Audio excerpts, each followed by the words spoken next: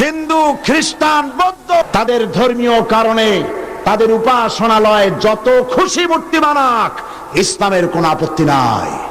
কিন্তু আমার বাংলাদেশের 12 কোটি তাওহীদি জনতার রেভিনিউ নিয়ে, বাংলাদেশের জনগণের কষ্টার্জিত পয়সা নিয়ে ভাস্কর্যের নামে রাস্তার বড়ে বড়ে মূর্তি করার অধিকার কাউকে দেওয়া হয় নাই। মুসলমানেরা যদি ক্ষমতায় যায়, দিনদার ইমানদার লোকেরা যদি ক্ষমতায় যায়, 4খানা কাম করবে। জোরে বলেন কয়খান? প্রথম নম্বরে নামাজ কায়েম করবে, 2 নম্বরে যাকাত আদায় করবে, 3 নম্বরে ভালো কাজের আদেশ করবে, আর 4র্থ নম্বরে কি করবে? সমস্ত খারাপ কাজগুলি 2 হাত দিয়ে তারা বাধা দেবে। 2 হাত দিয়ে অন্যায়ের প্রতিরোধ করো। এই সরকারের আমলে সিনেমার যত ন্যাংটা ছবি রাস্তায় টানানো, আমি জিজ্ঞেস করতে চাই, এত নোংরা ছবি বাংলার ইতিহাসে কোনদিন টানানো হয়েছে কিনা? একটা সরকার প্রধান নারী, একজন নারী সরকার প্রধান, আর তার সময় নারীরা সবচাইতে বেশি লাঞ্ছিত আর ধর্ষিতা হলো। কোন সিনেমায় নগ্ন ছবি থাকতে পারবে না, কোন রাস্তায় নগ্ন ছবি থাকতে পারবে না। টেলিভিশনে একটা অনুষ্ঠান দেখায় না, জাতির বিবেকের কাছে প্রশ্ন করে লাভ নাই, সরকারের বিবেকের কাছে প্রশ্ন করতে চাই। এই ডিসেন্টিনা বন্ধ করো, সিনেমার নোংরামি বন্ধ করো, নইলে তোমাকে ক্ষমতা থেকে দড়ি বেঁধে টেনে বঙ্গোপসাগরে নিক্ষেপ করা হবে। হিন্দু, খ্রিস্টান, বৌদ্ধ তাদের ধর্মীয় কারণে তাদের উপাসনালয়ে যত খুশি মূর্তি বানাক, ইসলামের কোনো আপত্তি নাই। সুবহানাল্লাহ বলবেন না? কিন্তু আমার বাংলাদেশের 12 কোটি তাওহীদি জনতার রেভিনিউ নিয়ে, বাংলাদেশের জনগণের কষ্টার্জিত পয়সা নিয়ে ভাস্কর্যের নামে রাস্তার বড়ে বড়ে মূর্তি করার অধিকার কাউকে দেওয়া হয় নাই। এই মূর্তি রাসূল ভেঙেছেন, আর মুসলমান দেশে মূর্তি তৈরি হচ্ছে, আর লক্ষ লক্ষ মুসলমান চুপ করে বসে আছে। এই ইমানের কোনো দাম নাই।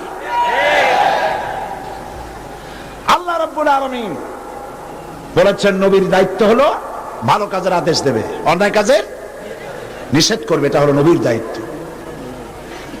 এই দায়িত্বটি আল্লাহ রাব্বুল আলামিন রাষ্ট্রকে দিয়েছেন, এটা নবীর দায়িত্ব। এই দায়িত্ব আল্লাহ রাব্বুল আলামিন ব্যক্তিকে দিয়ে দিয়েছেন। হযরতে লোকমান তার ছেলেকে ডেকে বলেছিলেন, গত বছর কোরআন শরীফের আয়াত তেলাওয়াত করে সূরা লোকমান তাফসীর করে শুনিয়েছিলাম, মনে আছে কিনা? হযরতে লোকমান তার ছেলেকে ডেকে বলেছেন, ইয়া বুনাইয়া আকিমিস সালাত ওয়া আমুর বিল মারুফ ওয়া নাহা আনিল মুনকার واصبر على ما أصابك إن ذلك من عزم الأمور। হে প্রিয় বৎস, নামাজ প্রতিষ্ঠা করো, ভালো কাজের আদেশ দাও, অন্যায় কাজের নিষেধ করো। এই ভালো কাজের আদেশ দিতে গেলেই বিপদ হবে। ভালো কাজের আদেশ দিতে গেলে কি হবে? অন্যায় কাজের প্রতিরোধ করতে গেলে কি হবে? বিপদ হবে। বিপদ যখন আসবে, ওয়াসবির আলা মা সাবাক, যখনই বিপদ আসবে তখন ধৈর্য ধারণ করবা। সেই ধৈর্যের অর্থ এই নয় বাধা দিতে গেছেন, থাপ্পড় একটা লাগাই দিছে, আর আপনি কবেন যে ব্যথা হয়েছেন নাকি, আরেকখান থাপ্পড় দিয়ে 32 খান ফালাই দেন। এর নাম সবর না। সবর এর অর্থ হচ্ছে আপনাকে বুদ্ধিমত্তার সাথে, প্রজ্ঞার সাথে, ধৈর্যের সাথে পরিস্থিতির মোকাবেলা করতে হবে, সাহসিকতার সাথে। এর নাম সবর। তাহলে ভালো কাজের আদেশ, অন্যায় কাজের প্রতিরোধ, এই কাজটি হচ্ছে নবীদের। এই কাজটি কার? এই কাজটি ব্যক্তির, প্রতিটি ব্যক্তি, আজকের মাহফিলে যত পুরুষ আর নারী এসেছেন সমস্ত মানুষের, মুসলমানদের দায়িত্ব। এই দায়িত্ব রাষ্ট্রের। এই দায়িত্বগুলি কে বন্টন করেছেন? ও, এতক্ষণ তাও বুঝেন নাই? আল্লাহ। অন্তত একজনে বুঝছে মনে হয়। এ দায়িত্ব কে বন্টন করেছেন?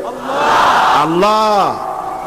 এ দায়িত্ব তিনি বন্টন করেছেন। এটা ব্যক্তির, এটা নবীর, এটা উম্মতের, এটা দলের। ওয়ালতাকুম মিনকুম উম্মাতুন ইয়াদউনা ইলাল খায়র ওয়া ইয়ামুরুনা বিল মারুফ ওয়া ইয়ানহাউনা আনিল মুনকার।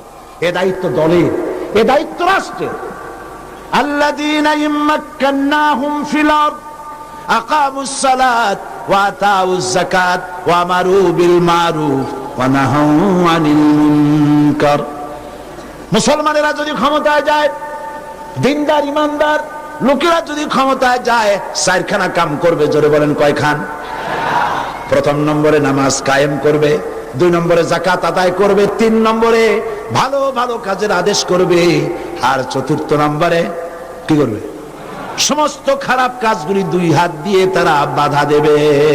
বাধা দেবে কি দিয়ে? হ্যাঁ, এইবার দেখা যাচ্ছে কয়েকজনে বলছে, বেশি লোকে ভয় পাইছে। বাধা দেবে কি দিয়ে? হ্যাঁ, এই 2 হাত দিয়ে বাধা দিতে হবে। এই কথাটা কে বলেছেন? না না, আল্লাহ বলেন না। আন্দাজে মারলে হইব নাকি? বুঝে শুনে জবাব দিতে হবে। 2 হাত দিয়ে বাধা দিতে হবে। কথাটি কার? রাসূল করিম সাল্লাল্লাহু আলাইহি ওয়াসাল্লামের। মান রা মিনকুম মুনকারান ফালিয়ুগাইয়িরহু বিয়াদি। 2 হাত দিয়ে বাধা দাও, 2 হাত দিয়ে অন্যায়ের প্রতিরোধ করো। আমরা করি না।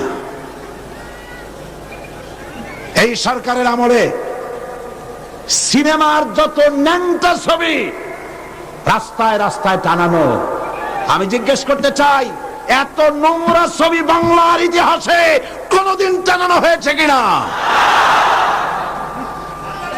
একজন সরকার, একটা সরকার প্রধান নারী, একজন নারী সরকার প্রধান, আর তার সময় নারীরা সবচাইতে বেশি লাঞ্ছিত আর ধর্ষিতা হলো।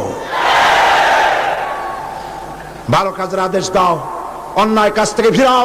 রমজান মোবারক আসতেছে, চট্টলার সিংহ পুরুষেরা হাত মজবুত করো, সিনেমার পোস্টার ছেড়ে আন্দোলন শুরু করে দাও।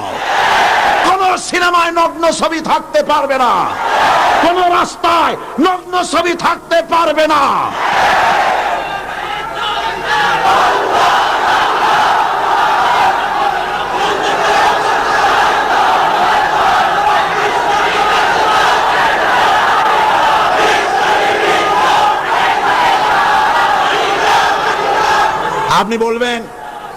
আপনি বলবেন জনগণকে ভালো হওয়ার জন্য, চরিত্রবান হবার জন্য ছেলেরা চরিত্রবান থাকবে কেমনে? রাত 2টোর পরে ডিশ এন্টিনার মাধ্যমে নীল ছবি প্রদর্শিত হয় ডিশ এন্টিনা দিয়ে। এই ডিশ এন্টিনার এই পারমিশন কে দিল? কি জবাব দিবা কিয়ামতের দিন?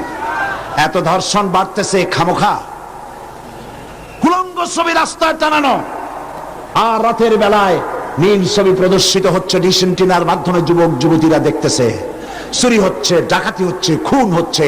বাংলাদেশ হাবিয়া দোজখে পরিণত হয়ে গেছে। আমি মুসলমানদের যেই দলের হন, যত মানুষ এখানে এসেছেন, সকলের বিবেকের কাছে দাবি করি, সকলের বিবেকের কাছে আপিল করি। টেলিভিশনে একটা অনুষ্ঠান দেখায় না, জাতির বিবেকের কাছে প্রশ্ন? জাতির বিবেকের কাছে প্রশ্ন করে লাভ নাই, সরকারের বিবেকের কাছে প্রশ্ন করতে চাই। এই ডিশ এন্টিনা বন্ধ করো, সিনেমার নোংরামি বন্ধ করো, নইলে তোমাকে ক্ষমতা থেকে দড়ি বেঁধে টেনে বঙ্গোপসাগরে নিক্ষেপ করা হবে।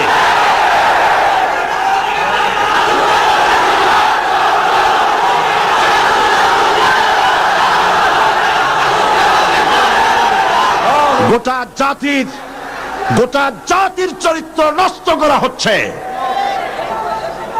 আপনারা যদি ঘুমায় থাকেন, জাতিকে বলছি, যেই দল করেন, আপনি যদি ঘুমায় থাকেন, আপনার ঘরের ভিতরে আপনার সন্তান ধর্ষক হবে, আপনার মেয়ে নষ্ট হবে, ভ্রষ্ট হবে। গোটা জাতি ইউরোপ আমেরিকার চাইতে নোংরামি, নষ্টামি, ভ্রষ্টতার ভিতরে ডুবে যাবে গোটা দেশ। এখনো সময় এসেছে, রুখে দাঁড়াও, রুখে দাঁড়াও। ঈমান বাঁচাবার লক্ষ্যে, দেশ বাঁচাবার লক্ষ্যে। ও আমার জাতি, ফিরে এসো, ঈমানের বলে বলিয়ান হও। ইন্না কায়দা শায়তানি কানা দাঈফা। শয়তানের চক্রান্ত আসলেই দুর্বল। বাড়িওয়ালার শক্তি বেশি না চোরের শক্তি বেশি? আপনারা বাড়িওয়ালা। অন্যায় কাজের প্রতিরোধ, ভালো কাজের আদেশ, এই কাজটা রাসূলুল্লাহ করেছিলেন। আপনারা দেখেন, আমাদের দেশে মসজিদেও লোক ভরা, সিনেমা হলে কি মানুষের খুব দুঃখ নাকি? বরং সামনে লেখা থাকে হাউসফুল, লোক ভর্তি, মাহফিলও লোক ভর্তি, গান বাজনাও লোক ভর্তি। আমি এই দৃষ্টান্তটা এইভাবে দেই যে একটা খাল উত্তর দক্ষিণে প্রবাহিত, ওই খালে অনেক মাছ আছে। মাছ ধরার জন্য এলাকাবাসীরা খালের মধ্যে নেমে গেল। তারপরে উত্তর দিকের পানি বালতি ভরিয়া দক্ষিণ দিকে ফালাইতে লাগলো বহু মানুষ। এইভাবে পানি ফালাইতে ফালাইতে সন্ধ্যা হয়ে গেছে। মাছ ধরার জন্য পিছনে তাকাইছে, তাকায় দেখে সামনেও যত পানি, পিছনেও তত পানি। মেহনত বরবাদ, গুনাহ লাজিম। এখন এই অবস্থা হলো কেন বলেন তো বুদ্ধি করিয়া? সুবহানাল্লাহ, সকলেই সচেতন, বুঝে ফেলাইছেন। বাঁধ না দিয়া সমানে পানি ফেলাইছে। আজকে যদি একটা আদর্শিক বাঁধ আমাদের থাকতো, তাহলে মসজিদ ভরা আর সিনেমা ভরা এটা হইতো না। আদর্শিক বাঁধ হলো ইসলামী রাষ্ট্র। ইসলামী রাষ্ট্র যদি হতো, তাহলে সিনেমার ছেলেরা, সিনেমা যারা দেখে, ওরা ভালো হয়ে হইয়া মসজিদে ঢুকতো। আর মসজিদের মানুষ কোন রকম সিনেমায় যেত না। যত খারাপ ভালো হতো, যত খারাপ তত ভালো হতো। হতে হতে উত্তর দিকে তাকায় দেখা যেত খারাপ একটাও নাই, সব ভালো হয়ে গেছে। রাসূলুল্লাহ এটাই করেছে, আল্লাহর নবীরা এটাই করেছিলেন। এবং এই পদ্ধতি দিয়ে ওই আমরুহুম বিল মারুফ ওয়া ইয়ানহাহুম আনিল মুনকার, ভালো কাজের আদেশ করতেন, অন্যায় কাজ থেকে দুই হাতে ফিরে হাত দিয়া বাধা দিতেন। ফিরতে হবেই। আজকে এই কাজটি করার পর রাসূল করিম সাল্লাল্লাহু আলাইহি সাল্লাম তার যুগে 10 বছর এটার উপরে শাসন করলেন। আল্লাহ পাক বলেছেন, এই কাজটা করলেই তোমরা মুক্তি পাবে, কল্যাণ পাবে। এই কি কাজ? ভালো কাজের আদেশ, অন্যায় কাজের নিষেধ। এই কাজটা করলেই তোমরা কি পাবে? কল্যাণ পাবে। তোমাদের রাষ্ট্র কল্যাণ রাষ্ট্রে পরিণত হয়ে যাবে। এ ওয়াদা কার? এবার দেখেন, 10টি বছর নবীজি রাষ্ট্র পরিচালনা করার পর ইন্তেকাল করলেন। হযরত আবু বকর রাদিয়াল্লাহু তাআলা আনহু তিনি আজ রাষ্ট্রপ্রধান হয়েছেন। হযরত আবু বকর রাষ্ট্রপ্রধান হয়ে হযরত ওমর রাদিয়াল্লাহু তাআলা আনহুকে তিনি বিচারক বানালেন। হযরত আবু বকর হচ্ছেন রাষ্ট্রপ্রধান, হযরত ওমর হলেন কি? বিচারক। 1 বছর পূর্ণ হয়ে গেছে। ঐতিহাসিকরা লিখছেন, লক্ষ্য করুন, আমারু বিল মারুফ নাহি আনিল মুনকারের সুফল লক্ষ্য করুন। হযরত ওমর 1 বছর বিচারালয় দায়িত্ব পালন করলেন জাস্টিস হিসেবে। ফামাকাসামান ফালাম ইয়াখতাসিম ইলাইহি ইসনান। ঐতিহাসিকরা লিখছেন, 1 বছর পূর্ণ হয়ে গেল, হযরত ওমরের আদালতে 2 জন লোক এমন আসলো না যে একজন আরেকজনের বিরুদ্ধে কোনো মামলা দায়ের করেছে। সুবহানাল্লাহ কইতে ইচ্ছে করে না? এমন একটা লোক এসে একটা মামলা দায়ের করে নাই। পৃথিবীতে কি কোনো দৃষ্টান্ত আছে যে 1 বছরের মধ্যে কোনো মামলা দায়ের হয় না? হযরত ওমর আবু বকর রাদিয়াল্লাহু তাআলা আনহুর কাছে এসে বলছেন, মা হাজাতা বি ইনদা কওমিল মুমিনিনা ইয়া খলিফাত রাসূলিল্লাহ সাল্লাল্লাহু আলাইহি ওয়াসাল্লাম। হে রাসূলের খলিফা, এই কওমের জন্য বিচারপতির দরকারটা কি? তিনি জিজ্ঞেস করছেন, লিমাযা, কেন তুমি আমাকে এই প্রশ্ন করছো? তিনি শোনালেন যে আমার কাছে 1 বছর হয়ে গেল, একজন লোক এসে মামলা দায়ের করে নাই। হযরত আবু বকর বলছেন, এর কারণ হিসেবে তুমি কি মনে করো? কি কারণে তোমার কাছে কোনো বিচার আসলো না, একটা মামলাও দায়ের হলো না 1 বছরে? কারণটা কি? এবার শোনেন, কারণ বলছেন। কে বলতেছেন কারণটা? ওমর ফারুক রাদিয়াল্লাহু তাআলা আনহু কারণ বলছেন। কারণ কি? তিনি বলছেন, ও আমিরুল মুমিনিন, তুমি আমাকে এমন কওমের বিচারক বানিয়েছো যে কওমের দ্বীন হচ্ছে দীনুহুমুন নাসিহা, যেই কওমের দ্বীন হচ্ছে কল্যাণ কামনা করা। প্রত্যেক ব্যক্তি আরেকজনের কল্যাণ কামনা করে, কেউ শত্রুতা কামনা করে না। আজকে তাকে আমরা করি? আমি এক দল করি আর এক দল সহ্য করি না। একজনে মিটিং করে ওই জায়গায় আর একজন মিটিং করে, একজন রাজনীতি করে তার রাজনীতি সহ্য হয় না বলে 5 ট্রাক ময়লা ফালাই দিয়ে আসে। সে যুগে তারা কল্যাণ কামনা করে, আর আজকের যুগে কি করে? কল্লা কামনা করে, অমুকের কল্লা খুলে নেব আমরা। এখন কল্লা কামনা করা হয়, আর তখন কল্যাণ কামনা করা হতো। দীনুহুমুন নাসিহা ওয়া মানহাজুহুমুল কুরআন। এই জাতির মানহাজ, তাদের উদ্দেশ্য, তাদের লক্ষ্য, তাদের কনস্টিটিউশন, তাদের সংবিধান হচ্ছে কি? আল কোরআন। ওয়া আমালুহুম আল আমরু বিল মারুফ ওয়া নাহি আনিল মুনকার। আর এই কওমের কাজ হচ্ছে আমল, তাদের কাজ হচ্ছে ভালো কাজের আদেশ করে বেড়ানো, আর যার সামনে অন্যায় হয় 2 হাতে বাধা দিয়ে অন্যায় ফিরায় দেয়। সুবহানাল্লাহ। ওয়া আমালুহুম আল আমরু বিল মারুফ ওয়া নাহি আনিল মুনকার। এখানেই শেষ নয়। ও আমিরুল মুমিনিন, আপনি আমাকে এমন এক কওমের বিচারক বানিয়েছেন যেই কওমের জনগণের অবস্থা কি জানেন? ওয়াইদা আহাদুহুম মারিদু আদুহু। এদের মধ্যে একজন যদি অসুস্থ হয়, অনেক মানুষ হাদিয়া, ফল, ফ্রুটস ইত্যাদি হাদিয়া নিয়ে তার কাছে গিয়ে হাজির হয়। ভাই কেমন আছেন? আল্লাহ আপনার ভালো করুক। হাতে মুখে হাত বুলায় দেয়, মাথায় হাত বুলায় দেয়। এই শুশ্রূষায় বারণ অসুখ ভালো হয়ে যায়। ওয়াইজাফতাকারা নাসারুহু। আর যখন তাদের মধ্য থেকে কেউ ফকির হয়, গরিব হয়, সাহায্য করার জন্য লোকেরা এগিয়ে আসে।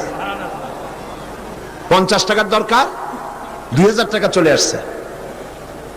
বাড়িতে চাল দিতে পারে না, বিল্ডিং এর ছাদ দেওয়ার মতো পয়সা চলে আসছে। ওয়াইজাহতাজা সাদুহু। আর যখন কারো কিছু প্রয়োজন হয়, সেই প্রয়োজন মিটাবার জন্য চতুর্দিক থেকে লোকেরা এসে হাজির হয়ে যায়। কুল্লু ওয়াহিদিন মিনহুম ইয়ারিফু হাদ্দাহু ফায়াকিফু ইনদাহু। এর প্রত্যেক ব্যক্তি তার নির্ধারিত সীমা চেনে। যেখানে আল্লাহ রাব্বুল আলামিন যে জিনিসকে হারাম করেছেন, ওই হারামের বর্ডারে গিয়ে দাঁড়ায় যায়, হারামকে ক্রস করে না। ফায়াকিফু ইনদাহু, সেখানে দাঁড়িয়ে যায়। ফাফিমা হুম ইয়াখতাসিমুনা ইলাইয়া ইয়া খলিফাত রাসূলিল্লাহ সাল্লাল্লাহু আলাইহি ওয়াসাল্লাম। সুতরাং এই জাতির জন্য বিচারকের দরকারটা কি? খামোখা সারাদিন আমি বসে থাকি, বিচারকের কোনো দরকার নাই। আহারে সুবহানাল্লাহ বলতে পারলেন না? রাসূলুল্লাহ এই সমাজ তৈরি করেছিলেন। এই সমাজ জাতীয়তাবাদ, উগ্র জাতীয়তাবাদের মধ্য দিয়ে, সমাজতন্ত্রের মধ্য দিয়ে, ধর্ম নিরপেক্ষ মতবাদের মধ্য দিয়ে, আল্লাহর কসম এই সমাজের চেহারা আপনারা দেখতে পারবেন না। এই সমাজ যেটা রাসূলুল্লাহ করেছিলেন, সেই সমাজ যদি চান, এই সমাজ ভাঙতে হবে, নতুন সমাজ গড়তে হবে। দেন স্লোগান, এই সমাজ ভাঙতে হবে, নতুন সমাজ গড়তে হবে। এই সমাজকে ভেঙে দিয়ে, এই সমাজ ভেঙে দিয়ে নতুন যে সমাজ হবে, সেই সমাজ উগ্র জাতীয়তাবাদের সমাজ নয়, সমাজতন্ত্রের সমাজ নয়, ধর্ম নিরপেক্ষতাবাদের সমাজ অবশ্যই নয়। সেই সমাজ হবে আল্লাহ রাব্বুল আলামিনের দেওয়া, রাসূলের দেওয়া ইসলামী সমাজ।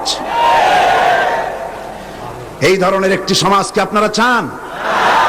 এই ধরনের সমাজকে চান? সেই ধরনের সমাজ প্রতিষ্ঠার জন্য কোরআনে কারীম বুঝতে হবে, রাসূলের প্রতি ঈমান মজবুত হতে হবে। রাসূল রাষ্ট্রপতি ছিলেন এবং तमाम পৃথিবীতে তাকে দিয়ে আল্লাহ পাক রিসালাতের দায়িত্ব কমপ্লিট করে দিয়েছেন। এখন বলতে চাই, এই রাসূলের পরে আর কোন রাসূল আসবে না। এটা আকীদার ব্যাপার। কোন মুসলমান যদি এই আলোচনা থেকে নিজেকে বঞ্চিত করেন, তাহলে বলার কিছু নাই। এটি গুরুত্বপূর্ণ আলোচনা। খাতমে নবুয়ত। বিগত কয়েক যুগ ধরে ইসলামের বিরুদ্ধে যে সব ফিতনার উদ্ভব হয়েছে, তার মধ্যে নতুন নবুয়তের দাবি হচ্ছে একটি মারাত্মক ষড়যন্ত্র। এ ব্যাপারে খাতমে নবুয়তের বিশ্বাসের তাৎপর্য, গুরুত্ব অনুধাবন করা রিসালাতের অপরিহার্য দাবি। একজন নবীর পর আর একজন নবী আসতে পারে কেবলমাত্র তিনটি কারণে। বোঝেন ভালো করে, একজন নবীর পরে আরেকজন নবীর আসার কারণ হতে পারে মাত্র তিনটি। কয়টি? এক, প্রথম নবীর শিক্ষা বিলুপ্ত হয়ে গেছে এবং তা পুনর্বার পেশ করা প্রয়োজন, এই জন্য একজন নবী আসা দরকার। রাসূলুল্লাহর শিক্ষা কি বিলুপ্ত হয়েছে? রাসূলুল্লাহর শিক্ষা বিলুপ্ত হয়নি, চির অম্লান হয়ে আছে, নতুন নবীর প্রয়োজন নাই। দুই, প্রথম নবীর শিক্ষা পূর্ণাঙ্গ নয় এবং তার শিক্ষা সংশোধনের বা পরিবর্তনের প্রয়োজন, এজন্য নতুন একজন নবীর প্রয়োজন। রাসূল করিম সাল্লাল্লাহু আলাইহি ওয়াসাল্লামের শিক্ষা কি পূর্ণাঙ্গ নয়? তা কি সংশোধন এবং পরিবর্তনের কোনো প্রয়োজন আছে? তিন, প্রথম নবীর শিক্ষা একটি জাতির জন্য সীমাবদ্ধ, অন্যান্য জাতির জন্য আর একজন নবী দরকার। রাসূল করিম সাল্লাল্লাহু আলাইহি ওয়াসাল্লাম কি শুধু একটি জাতির নবী? রাসূল করিম সাল্লাল্লাহু আলাইহি ওয়াসাল্লাম হচ্ছেন বিশ্ব নবী। সুতরাং তার নবুয়তের পরে নতুন কোন নবীর আমদানির কোনো প্রয়োজন নাই। রাসূল করিম সাল্লাল্লাহু আলাইহি ওয়াসাল্লামের নবুয়ত শেষ, এরপরে আর কোন নবী? কোরআনে কারীমের চূড়ান্ত দলিল শুনুন, মা কানা মুহাম্মাদুন আবা আহাদিম মির রিজালিকুম ওয়ালাকিন রাসূলুল্লাহি ওয়া খাতামান নাবিয়্যিন। মুহাম্মদ সাল্লাল্লাহু আলাইহি ওয়াসাল্লাম তোমাদের কোন পুরুষদের পিতা নন, বরং তিনি আল্লাহর রাসূল এবং নবীগণের পরিসমাপ্তকারী, আর আল্লাহ সর্ববিষয়ে মহাজ্ঞানী। এই খাতামান নাবিয়্যিন, খাতাম শব্দের উল্লেখ করে নবুয়তের দুয়ার চিরকালের জন্য আল্লাহ পাক বন্ধ করে দিয়েছেন। সেই প্রথম শতাব্দী থেকে আজ পর্যন্ত, হিজরি প্রথম শতাব্দী থেকে নিয়ে পর্যন্ত পৃথিবীর সমস্ত উলামায়ে কিরামে একমত, পৃথিবীতে আর কোন নবী আসবেন না, আসার কোনো দরকার নেই। অথচ এই পবিত্র কোরআন মাজিদে খাতাম শব্দের অর্থকে সে বিকৃত করেছে। সে বলেছে খাতামুন নবিয়্যিন, এর অর্থ হচ্ছে আফজালুন নবিয়্যিন, ওর বাপের মাথা। সে বলেছে আরো নবী আসতে পারে। আমি তার লেখা থেকে কোট করছি, গোলাম मोहम्मद कादियानी बोलছে, ये बात बिल्कुल रोज रोशन की तरह साबित है कि आ हजरत सल्लल्लाहु अलैहि वसल्लम के बाद नबूवत का दरवाजा खुला है। দিবালোকের মতো এটা সত্য যে মুহাম্মদ সাল্লাল্লাহু আলাইহি ওয়াসাল্লামের পরে নবুয়তের দরজা খোলা আছে। शारो बोलছে, उन्होंने यानी मुसलमानों ने यह समझ लिया है कि खुदा के खजाने खत्म हो गए। उनका यह समझना खुदा ताला की कदर की ही ना समझने की वजह से है, वरना एक नबी क्या, मैं तो कहता हूं कि हजारों नबी होंगे। শয়তান কোথাকার। সে বলছে যারা বলে, অর্থাৎ মুসলমানেরা বলে আর কোন নবী আসবে না, এই কথা বলে তারা আল্লাহর ক্ষমতাকে সীমাবদ্ধ করতে চায়। আমি তো বলি এক নবী কেন, হাজার হাজার নবী আসতে পারে। তার বই আনোয়ারে খেলাফত 62 পৃষ্ঠা, সেখানে সে লিখছে, अगर मेरी गर्दान के दोनों तरफ तलवार भी रख दी जाए बाद और मुझे कहा जाए कि तुम ये कहो कि हजरत सल्लल्लाहु अलैहि वसल्लम के बाद कोई नबी नहीं आएगा, तो मैं उसे जरूर कहूंगा कि तू झूठा है, कज़्ज़ाब है, आपके बाद नबी आ सकते हैं और जरूर आ सकते हैं। সে বলছে আমার গর্দানের দুই দিকে যদি তরবারি ধরা হয় আর যদি বলা হয় যে নবী আর আসবে না মুহাম্মদ সাল্লাল্লাহু আলাইহি ওয়াসাল্লামের পরে, আমার গর্দান উড়ে যেতে পারে, তারপরে আমি বলবো মুহাম্মদ সাল্লাল্লাহু আলাইহি ওয়াসাল্লামের পরে আরো নবী আসতে পারে। এবার ধরুন গোলাম মোহাম্মদ কাদিয়ানী তার বইয়ের মধ্যে লিখছে, कुल मुसलमान जो हजरत मसीह मऊद की बायात में शामिल नहीं हुए, खा उन्होंने हजरत मसीह मऊद का नाम भी नहीं सुना, वो काफिर है और दायरा इस्लाम से खारिज है। গোলাম মোহাম্মদ কাদিয়ানী তার আয়নায়ে সাদাকাত বইয়ের মধ্যে লিখছেন যে গোলাম মোহাম্মদকে যারা নবী মানে না অথবা তার নাম যারা শোনে নাই তারাও কাফের। নাউযুবিল্লাহি মিন যালিক। এরপরে শারলিক ছাতামের অর্থ নতুন নবী, ভণ্ড নবী, মিথ্যা দাবিদার নবী, পৃথিবীর নিকৃষ্ট শয়তান গোলাম মোহাম্মদ কাদিয়ানী। আল্লাহর জাহান্নামের আগুন তার কবরে অনন্তকাল জ্বলতে থাকুক। মুসলমানদের ছেলে মেয়েরাও কাফের। তার বই আনোয়ারে খিলাফত 93 पृष्ठा लिखছে, अगर किसी गैर अहमदी का छोटा बच्चा मर जाए तो उसका जनाजा क्यों नहीं पढ़ा जाए? वो तो मसीह मऊद का मुनकर नहीं। मैं ये सवाल करने वाले से पूछता हूं कि अगर ये बात दुरुस्त है तो फिर हिंदुओं और ईसाइयों के बच्चों का जनाजा क्यों नहीं पढ़ा जाता है? দেখছেন কত বড় উল্লুক। সে বলছে যে মুসলমানদের বাচ্চাদের জানাজা পড়া যাবে না কেন, প্রশ্ন করা হয়েছে তাকে। সে বলছে যে মুসলমানদের জানাজা কেন পড়বো, মুসলমানদের বাচ্চাদের জানাজা কেন পড়বো? হিন্দু এবং খ্রিস্টানদের বাচ্চাদের তো আমরা জানাজা পড়ি না, সুতরাং মুসলমানদের বাচ্চারাও যখন ঈসাই আমাদেরকে যখন মানে না, গোলাম মোহাম্মদকে নবী মানে না, সুতরাং সেও কাফের, তার জানাজা পড়া যাবে না। এইভাবে তার বইপত্রের মধ্যে অনেক কথা সে লিখেছে। এমনকি কথাও লিখেছে যে আমি স্বপ্নে দেখেছি আল্লাহ আমার সামনে এক যুবকের রূপ ধারণ করে এসেছেন, আর আমি এক যুবতী নারী হিসাবে তার সামনে দাঁড়ালাম। তিনি রাতে আমাকে ব্যবহার করলেন এবং তার দ্বারা আমি গর্ভবতী হয়ে আমি ঈসা মসিহে রূপান্তরিত হলাম। নাউজুবিল্লাহ। এই শয়তানের কবরে দোজখের আগুন জ্বলুক। ওকে যারা নবী বলে মানে তারা কাফের।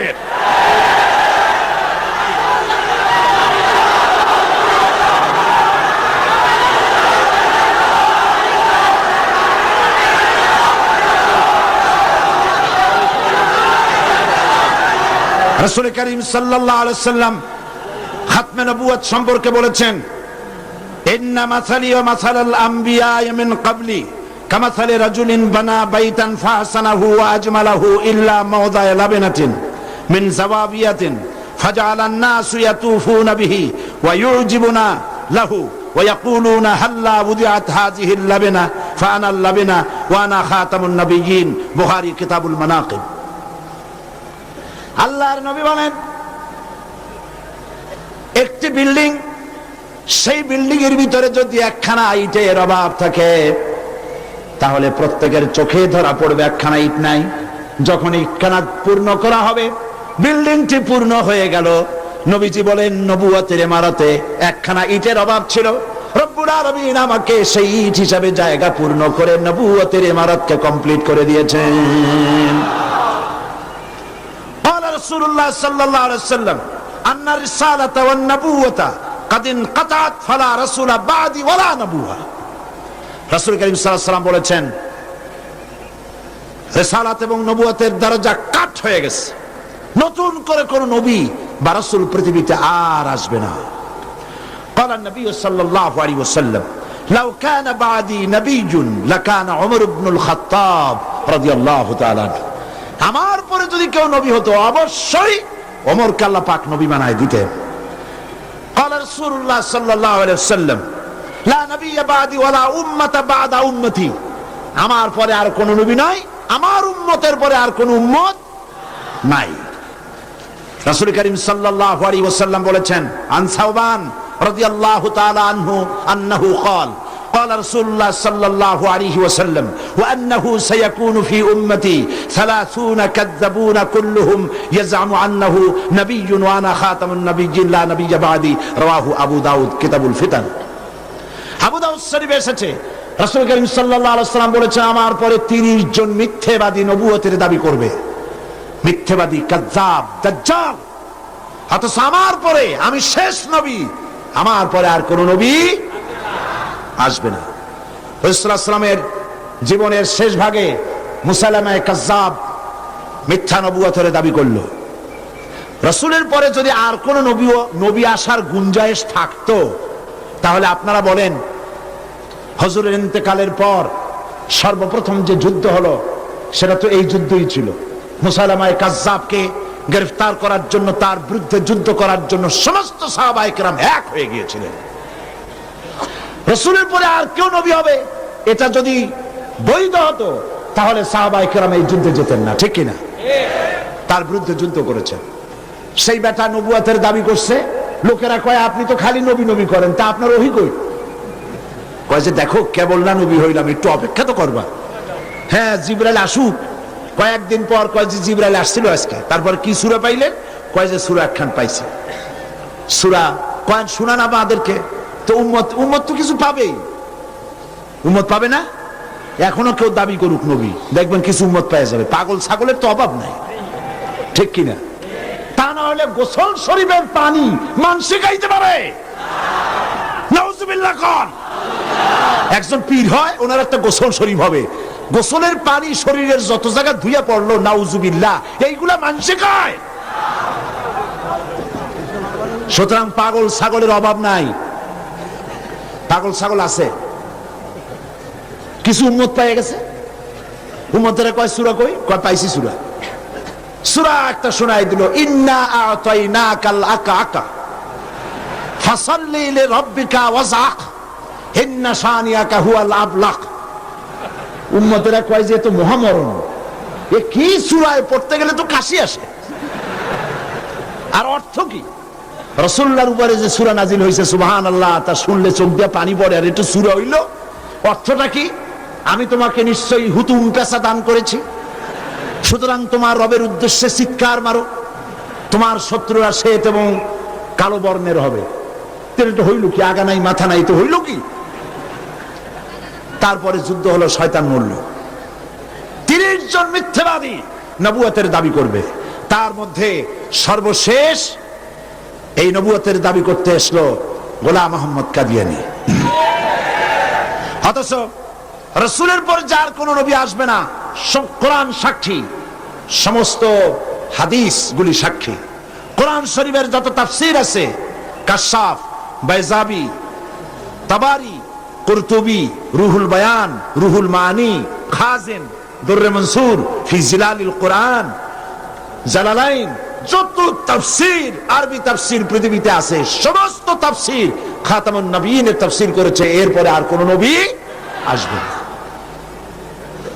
খ্রিস্টান এবং ইহুদিরা যখনই মুসলমানদেরকে আক্রমণ করতে চেয়েছে কোনো ব্যাপারে, তখন মুসলমানদেরকে ব্যবহার করেছে, ঠিক না? মুসলমানদেরকে ব্যবহার করেছে। রাসূলুল্লাহকে গালি দেওয়ার জন্য বাংলাদেশে কবি নামের কলঙ্ক দাউদ হায়দার নামক এক শয়তানকে তারা ব্যবহার করেছিল। আবার কোরআন শরীফকে সংশোধন করতে হবে বলে নারী নামের কলঙ্ক, ওই শয়তানের নাম নেব না, তারে ব্যবহার করছিল।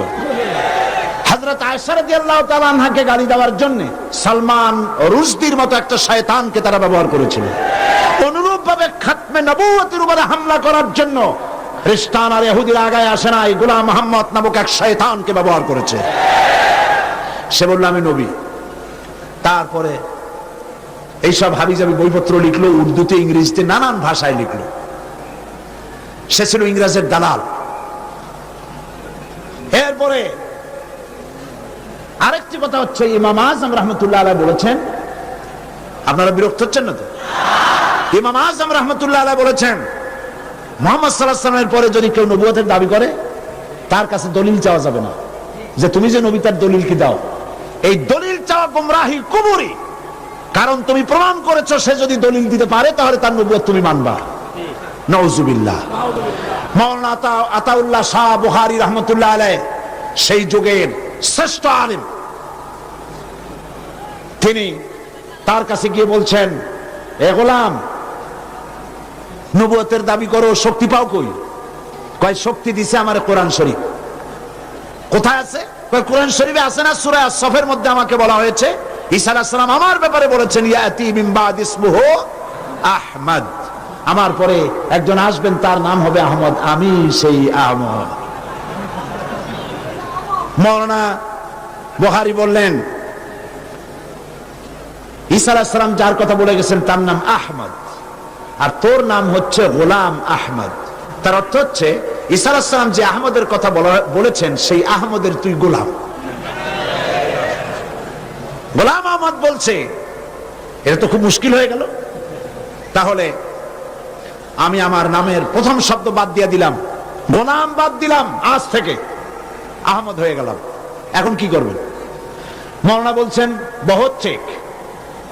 তোমার ফতোয়া দিয়ে আমি বলতে চাই, নামের প্রথম অংশ বাদ দেওয়া যদি জায়েজ হয়, তুমি যেমন বাদ দিছো আমারটাও বাদ দিলাম। আমার নাম আতা আল্লাহ, আমার নামের আতা বাদ দিলাম। আমার নামের আতা বাদ দিলে আমি আল্লাহ হই, আর আমি আল্লাহ হয়ে কই তোর মতো গাধারে আমি নবুয়ত দেই নাই। এরপর এই শয়তানের মউত হলো, উম্মতেরা তালাশ করে পায় না, 3 দিন খোঁজ নাই, নবী গেল কই? খুঁজতে খুঁজতে টয়লেটের মধ্যে দিয়া গন্ধের জ্বালায় অস্থির, যাইয়া দেখে টয়লেটে যা থাকে খাইয়া পেট ফুলাইয়া শয়তান মরে রইছে। নাউজুবিল্লাহ। এই গোলাম মোহাম্মদ কাদিয়ানী কাফের। আমি বুঝতে পারি না মানুষের কেন হুঁশ হয় না। দুনিয়ার কোন আলেম, কাদিয়ানী সম্প্রদায়ের মধ্যে কোন আলেম নাই, কোন আলেম নাই, একজন আলেমও নাই।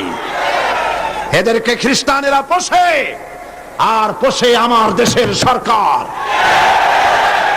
তা না হলে পরে আমি সরকারকে বলতে চাই, তোমরা যদি মুহাম্মদ সাল্লাল্লাহু আলাইহি ওয়াসাল্লামকে শেষ নবী মানো, তাহলে গোলাম মোহাম্মদকে নন মুসলিম মাইনরিটি কাফের বলতে বাধা কোথায়? তার অর্থই হচ্ছে তোমরা সহনশীল। গোলাম মোহাম্মদ কাদিয়ানী আর কাদিয়ানীদের কাছ থেকে অর্থ পেয়ে, বৃত্ত পেয়ে তাদের প্রতি সহনশীল হয়েছ। এই পৃথিবীর 18টি মুসলিম দেশ কাদিয়ানীদেরকে নন মুসলিম মাইনরিটি হিসেবে ঘোষণা করেছে। বাংলাদেশকেও করতে হবে। সেই সৌভাগ্য এই পোড়া কপাইলা সরকারের আছে কিনা আমি জানি না। বাংলাদেশের সমস্ত আলেম, সমস্ত পীর সব একমত, হিন্দুরা যেভাবে দেশে বাস করে স্বাধীন নাগরিক হিসেবে, বৌদ্ধ খ্রিস্টানরা যেভাবে বাস করে এবং নাগরিক সুবিধা গ্রহণ করে, কাদিয়ানীরাও সেভাবে নাগরিক সুবিধা ভোগ করবে। তবে নন মুসলিম মাইনরিটি হিসেবে ভোগ করতে হবে, মুসলমান নামে ভোগ করতে পারবে না। এবং কোন কাদিয়ানীর মসজিদ থাকবে না। কাদিয়ানীদের মসজিদ মসজিদ নয়, উপাসনালয়। তাদের মসজিদের ইমাম হয় না, পুরোহিত হয়। তাদের উপাসনালয়ের ভিতরে পাওয়া গেল বোমা, ডিনামাইট।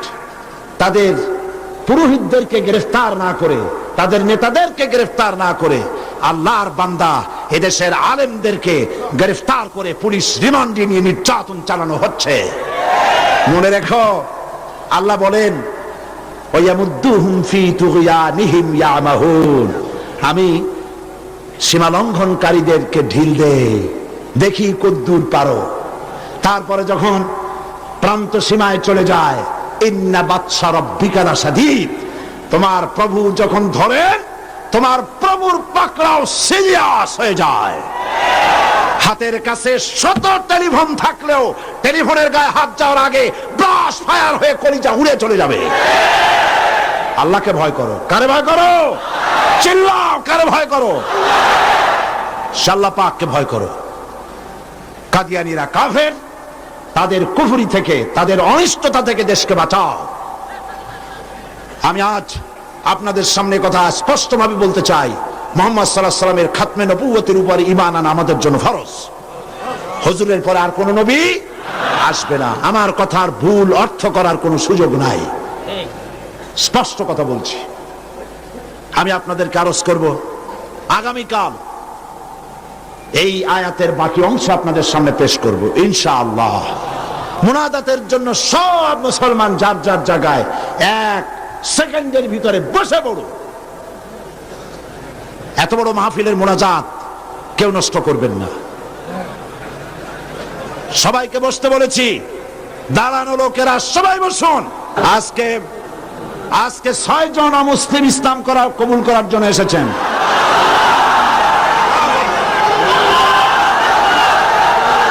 আমি আর একটা কথা শোনাই, আর একটি কথা শুনুন, থামেন, আর একটি কথা শোনেন।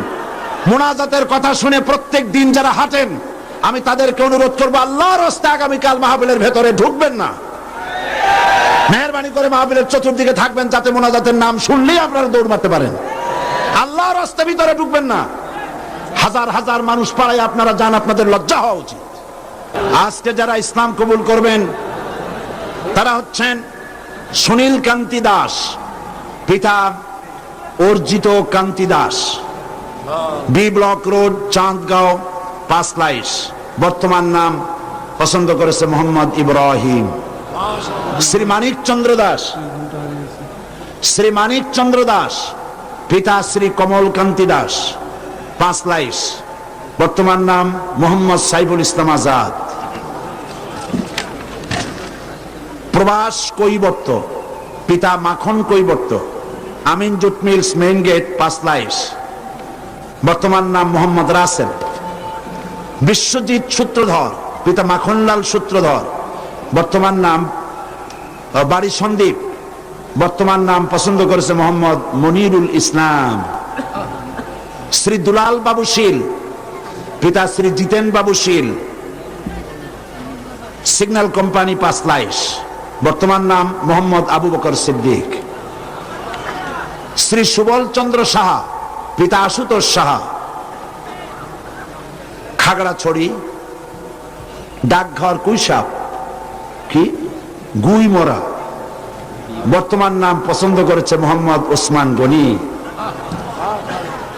আসুন, হাত দাও, হাত দাও, সবাই সবাই হাত দাও, একটা একটা করে হাত দাও। হ্যাঁ হ্যাঁ, কাছে আসো একটু। লা ইলাহা ইল্লাল্লাহু মুহাম্মাদুর রাসূলুল্লাহ। আল্লাহ ছাড়া কোন ইলাহা নাই, মাবুদ নাই, উপাস্য নাই। মুহাম্মদ সাল্লাল্লাহু আলাইহি ওয়াসাল্লাম আল্লাহর রাসূল। আশহাদু আন লা ইলাহা ইল্লাল্লাহু ওয়াহদাহু লা শারীকা লাহু ওয়া আশহাদু আন্না মুহাম্মাদান আবদুহু ওয়া রাসূলুহু। আমি সাক্ষ্য দিচ্ছি আল্লাহ ছাড়া কোনো ইলাহা নাই, মাবুদ নাই, উপাস্য নাই। তিনি এক, তিনি একক, তার কোনো অংশীদার নাই। আমি আরো সাক্ষ্য দিচ্ছি মুহাম্মদ সাল্লাল্লাহু আলাইহি ওয়াসাল্লাম আল্লাহর বান্দা এবং তার প্রেরিত রাসূল। এদিকে ফিরে সকলকে বলো আসসালামু আলাইকুম। আল্লাহর এই বান্দাগুলি, দাঁড়ায় থাকো, আল্লাহর এই বান্দাগুলি 6 জন বান্দা মুশরিক ছিলেন। এখন আমাদের তৌহিদ পন্থী কি? তারা আমাদের কি? তারা আমাদের ভাই। এখন তারা মাসুম, তারা বেগুনাহ। এই লক্ষ লক্ষ মুসলমানদের পক্ষ থেকে আমি তাদেরকে আলিঙ্গন করে ইসলামে স্বাগত জানাচ্ছি।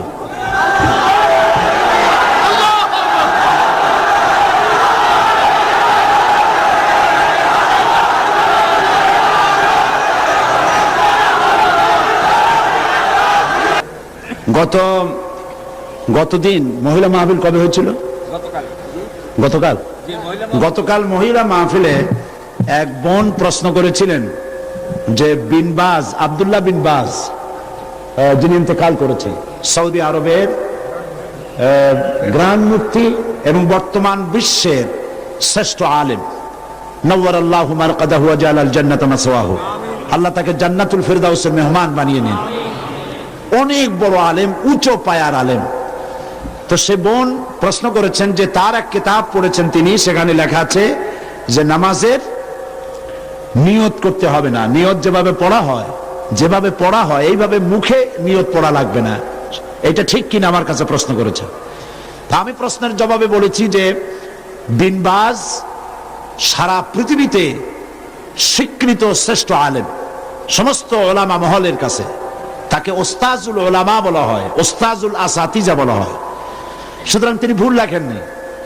আরবিতে যেভাবে আমাদের দেশে নিয়ত পড়া হয়, নওয়াইতু আন উসাল্লি লিল্লাহি তাআলা রাকাতায় সালাতিল, এই যে নিয়তটা আরবিতে আমরা পড়ি, এইভাবে হুজুর সাল্লাল্লাহু আলাইহি ওয়াসাল্লাম পড়েন নাই, সাহাবায়ে কেরাম এরকম পড়েন নাই।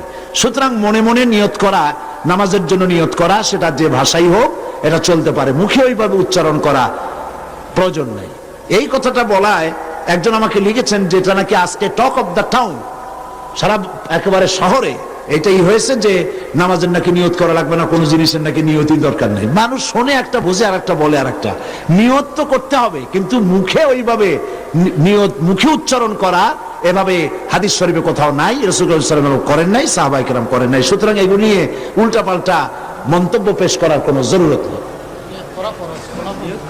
হ্যাঁ, নিয়ত তো করবে, নিয়ত তো করতে হবে, সে কথা বললাম না। নিয়ত পড়তে হবে, কিন্তু মুখে ওইভাবে উচ্চারণ করার জরুরত নেই। একজন বলেছে আপনি টাকা দিয়ে প্রতি বছর মুসলমান বানান, দেখছেন অবস্থা? এইসব প্রশ্ন আমার কাছে দেন কি কেন?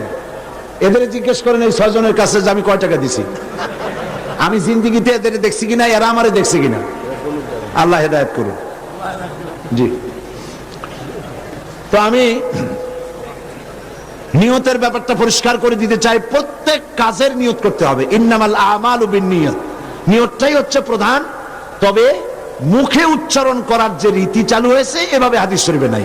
নিয়তটা করতে হবে, তবে এভাবে নয় যেভাবে আমরা করা বাধ্যতামূলক মনে করি। কথাটা পরিষ্কার হয়েছে কিনা? আলহামদুলিল্লাহ।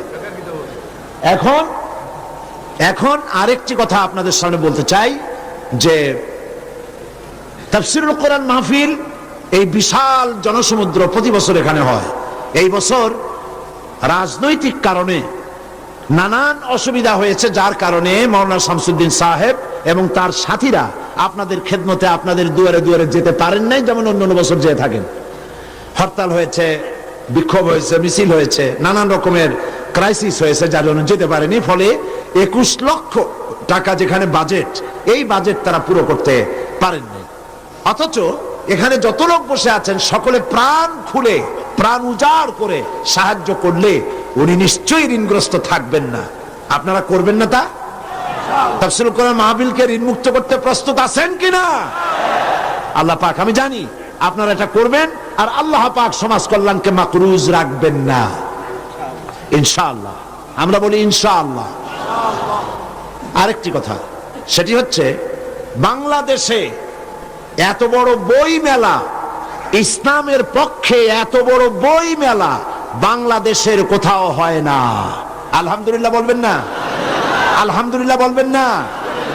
এবং এই বই মেলা নিছক সলিড ইসলামের পক্ষে। এখানে কোন নাস্তিক, মুরতাদ, ইসলাম বিরোধী কোন লেখকের কোন লেখা একটা পাতাও এখানে আসে না। এটা সলিড ইসলামের বই মেলা। আলহামদুলিল্লাহ গণ।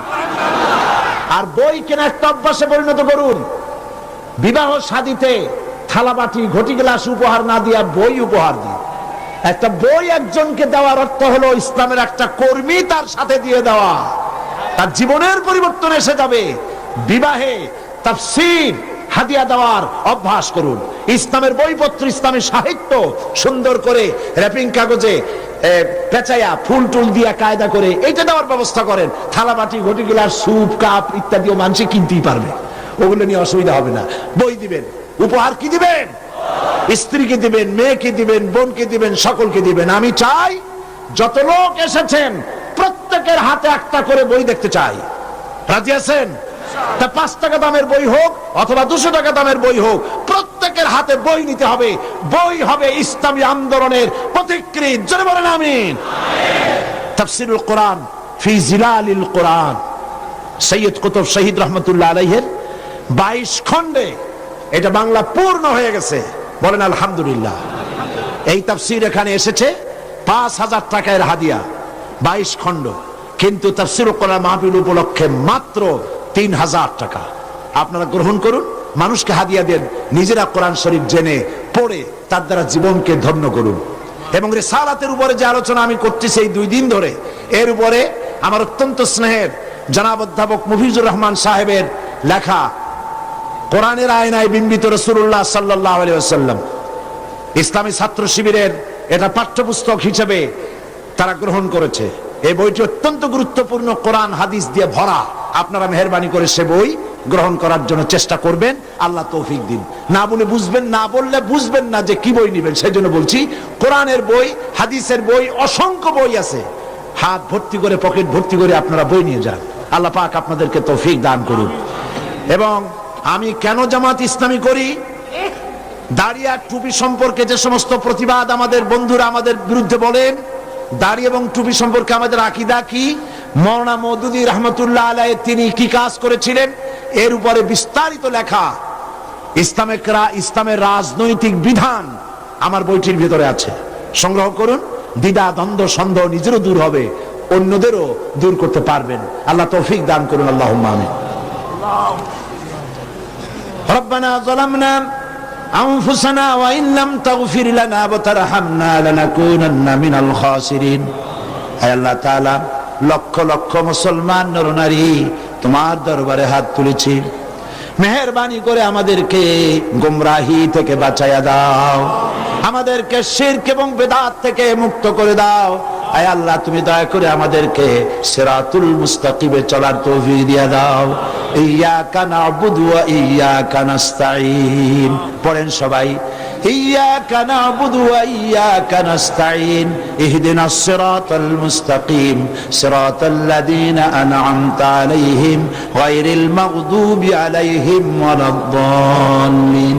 আল্লাহুম্মা লা মানি'a লিমা আ'তাইত ওয়া লা মু'তি'a লিমা মানা'ত ওয়া লা ইয়ানফা'ু যাল জাদ্দি মিনকাল জাদ। সিত্রুল আরশি মাসবুলুন আলাইনা ওয়া আইনুল্লাহি নাযিরাতুন ইলাইনা বিহাউলিল্লাহি লা ইয়াকদিরু আলাইনা। আল্লাহুম্মা ইন্না নাজআলুকা ফি নুহুরিহিম ওয়া নাউযু বিকা মিন শুরুরিহিম। হে আল্লাহ তাআলা, এই শতাব্দীর শেষ তাফসীরুল কোরআন মাহফিলের আজ চতুর্থ দিন। আগামীকাল এই মাহফিল শেষ হয়ে যাবে, পরের দিন এই মাঠ খা খা করতে থাকবে। হে আল্লাহ রাব্বুল আলামিন, প্রতি বছর এই চট্টগ্রামের মানুষেরা ঈদের মতো করে উৎসব করে, প্রত্যেকের বাড়িতে বাড়িতে মেহমান জমা হয়ে যায়। হায় আল্লাহ তাআলা, মানুষেরা দূর দূরান্ত থেকে ছুটে আসে। আল্লাহ, তুমি দয়া করে এই তাফসীরুল কোরআন মাহফিলকে এই দেশের ইসলামী আন্দোলনের মাইলস্টোন বানায়া দাও রব্বুল আলামিন। এই ইসলামী আন্দোলনের জন্য তামাম পৃথিবী বুকে কোরআনে কারীমের এই আওয়াজ তুমি পৌঁছায়া দাও। খাতমে নবুয়তের উপরে যে আলোচনা আমরা করলাম, এর উপরে আমাদের আকীদা মজবুত করে দাও। হায় আল্লাহ, কাদিয়ানী সম্প্রদায়কে আল্লাহ তুমি হেদায়েত করে দাও রব্বুল আলামিন। তাদেরকে এই বাংলাদেশে তারা যে মুসলমানদের বিরুদ্ধে ষড়যন্ত্র করছে তার মোকাবেলায় আল্লাহ তুমি দয়া করে মুসলমানদেরকে সাহায্য করো রব্বুল আলামিন। আগামীকাল আখেরি মোনাজাতে তোমার বান্দা বান্দীদেরকে চতুর্দিক থেকে মিছিল সহকারে তোমার নামের স্লোগান দিতে দিতে মানুষের উত্তাল ঢেউ এই জায়গায় তুমি সব পৌঁছাইয়া দিও। এই মাঠ তোমার বান্দাদের পদভারে শেষ দিনে সংকীর্ণ হয়ে যায়। আল্লাহ, তুমি আপন কুদরতে এই মাঠকে বড় করে মানুষের ব্যবস্থা করে দিও রব্বুল আলামিন। তোমার কুদরতি নিজাম দিয়ে এই মাহফিল পরিচালনা করে দিও। আয় আল্লাহ পাক, এই মাহফিলে জাতি ধর্ম দল মত নির্বিশেষে লোকেরা তোমার কোরআন শুনতে আসেন। আল্লাহ পাক, তোমার কাছে বিনীতভাবে ফরিয়াদ করি, যেই দলের লোক হোক না কেন, কোরআনের হেদায়েত সকলের নসিবে তুমি দিয়ে দিও রব্বুল আলামিন। তুমি দয়া করে আগামীকাল যে আলোচনা করলে মানুষের জন্য হেদায়েত নসিব হবে, সেই আলোচনা আল্লাহ তুমি আলোচকদের মুখে এনে দিও। হে আল্লাহ রব্বুল আলামিন, এই মাহফিলে দয়া করে মেহেরবানি করে যত লোকে টাকা দিয়েছে আর দেবে, আল্লাহ তুমি সকলকে মেহেরবানি করে এই সমাজ কল্যাণকে সাহায্য করার তৌফিক দান করে দিও। ইসলামী বই পুস্তক যারা নিয়ে এসেছেন কষ্ট করে, আল্লাহ তাদের কামাইতে বরকত দান করে দিও। ইসলামের এই জিহাদে অংশ নিয়েছেন লিখনি দিয়ে কলম দিয়ে যারা, আল্লাহ তুমি তাদের প্রতি রহম করো। সমস্ত মুসলিম জনগণকে কোরআন হাদিস আর ইসলামী সাহিত্য কিনে পড়ে সেই অনুযায়ী আমল করার তৌফিক দিয়ে দিও। ربنا تقبل منا إنك أنت السميع العليم وتب علينا إنك أنت التواب الرحيم سبحان ربك رب العزة عما يصفون وسلام على المرسلين الحمد لله رب العالمين واجعل آخر كلمة عند الموت لا إله إلا الله محمد رسول الله.